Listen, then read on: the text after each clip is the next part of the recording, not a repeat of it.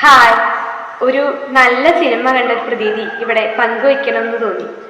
സർഗം, friends, classmates ഒക്കെ തുടങ്ങിയ നല്ല ഫ്രണ്ട്ഷിപ്പ് ബോണ്ടുള്ള സിനിമകളൊക്കെ എനിക്ക് ഭയങ്കര ഇഷ്ടമാണ്.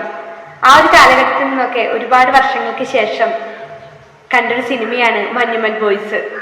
ഒരുപക്ഷെ 21ാം നൂറ്റാണ്ടിൽ മലയാള സിനിമയുടെ ചരിത്രത്തിൽ എഴുതി വെക്കാൻ പാകത്തിലൊരു സിനിമ എന്ന് വേണമെങ്കിൽ പറയാം. ഒരു ഗോൾഡൻ ഫിലിം എന്നൊക്കെ പറയാം. കാരണം അത്രമേൽ ഫ്രണ്ട്ഷിപ്പ് കൊണ്ട് അഡിക്റ്റഡ് ആയ ഒരു സിനിമയാണത്. റിയൽ സ്റ്റോറിയാണ്.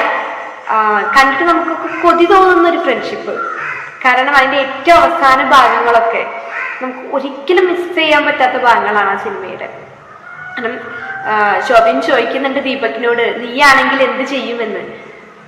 അപ്പൊ അവൻ പറയാണ്, നീ ഇറങ്ങിയില്ലെങ്കിൽ ഞാൻ ഇറങ്ങുമെന്ന്. ഒരു സുഹൃത്തിന് വേണ്ടി, ഒരു ജീവന് വേണ്ടി കാവലിരിക്കുകയാണ് ഒരു കൂട്ടം ഫ്രണ്ട്സ്.